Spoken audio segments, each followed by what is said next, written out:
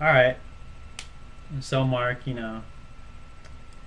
again, you're kind of tremendously young. I'm not trying to put you down. I'm just, it's kind of a factor if you ask me. But I just wanted to know, for someone, so young, and for someone kind of like you're on a pretty big stage here, playing for $25,000. If you split with your teammates, it's 62,000, $6,250.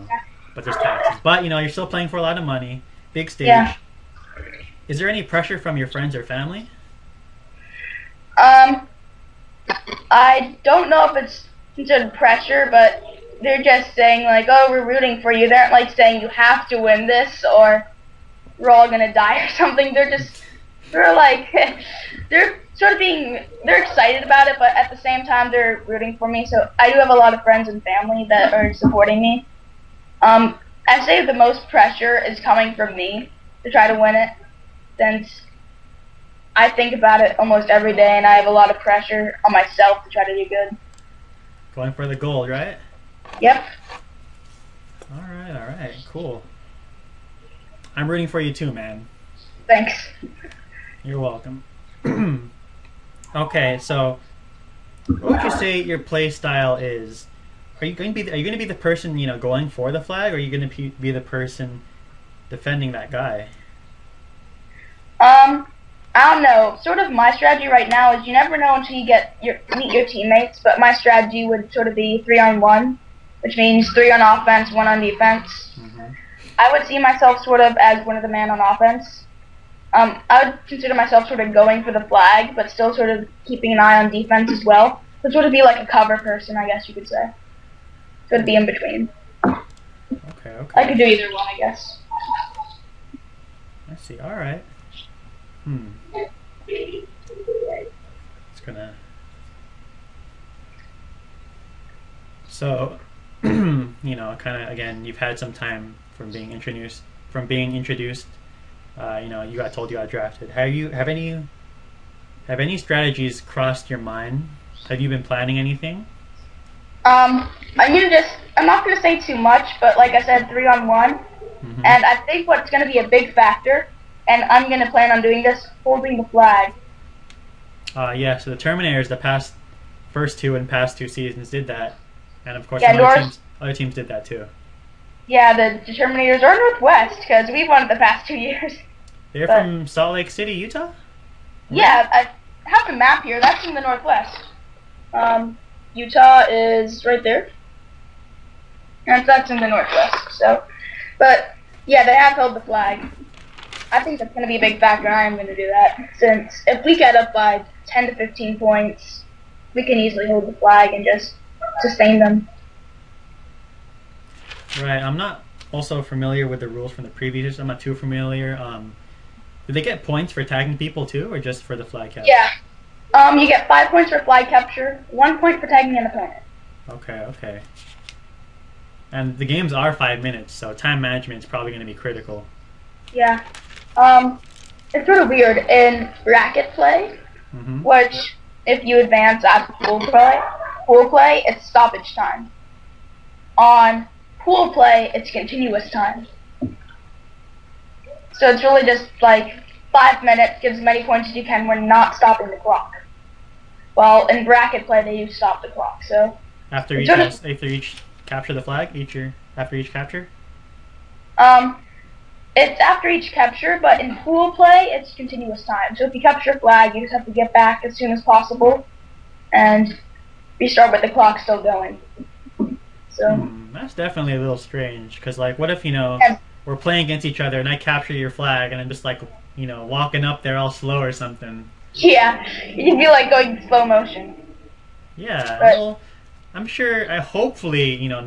they're gonna have restrictions on that. I'm guessing, Yeah, but maybe they a have lot of another people. extra flag or something, or the refs can pass the flags out and hopefully. I'm guessing they're gonna have probably like a big bucket of flags right by them, and they can just like throw a flag in. But I think it is definitely gonna be really weird.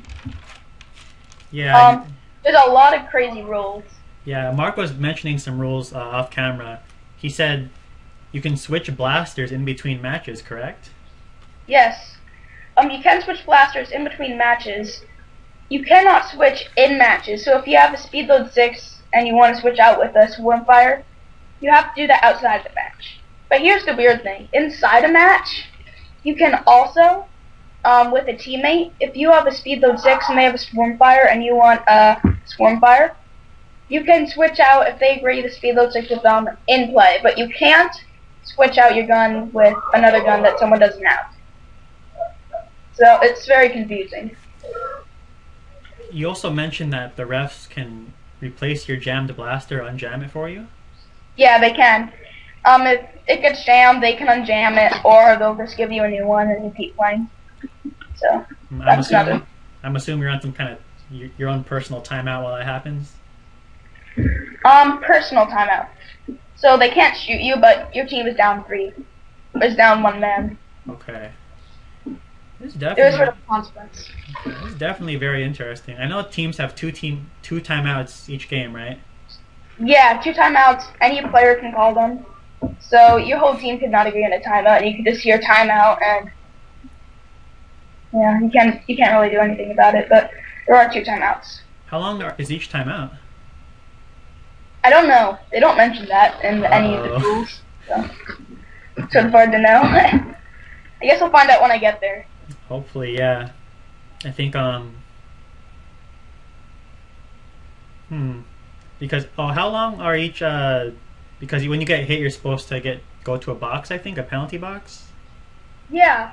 I don't know if the pictures will show up, but I do have some pictures on my iPhone.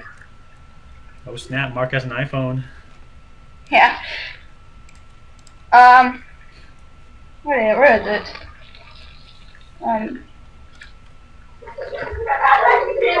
I do have some photos on here. The penalty boxes are, I think, right there and right there. So there are definitely some penalty boxes. Alright, I took screenshots of the video too because I'm going to analyze that. And yeah, I did take pictures of that. So man, Mark did that too. I'm hoping your teammates, and I'm hoping everyone else here is as clever as us. Because I want there to be good competition, you know? Yeah. It's definitely interesting, you know, the blaster switching, because maybe, you know, I'm expecting someone to come at me with like a speed load 6 and all of a sudden it's a swarm fire. Yeah. Well, that's the thing. They're probably going to have to pause for a second, so it's not going to be like all of a sudden magically their speed load 6 disappears and then a swarm fire appears. Right. It's not going to be magically like that. But so there is going to be a pause, and I don't think there's going to be a timeout during then. So I'm going to see that as an advantage if that ever happens and just shoot the 2 people.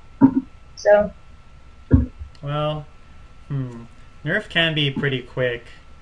So, you know, I mean, I could just hand off something and, you know, we cross each other, we hand off blasters, and it's just definitely very interesting because, you know, there could be some potential mind games going on here. I think they're definitely going to be playing a lot of mind games. I'm just wondering how effective it's going to be because, you know, again, you don't really know your teammates, new arena, blasters might mess up. It's just a lot of factors going into this. But I'm definitely really the only thing I've been able to study is pictures and the past year's tournament. So those are really the only aspects I have to possibly predict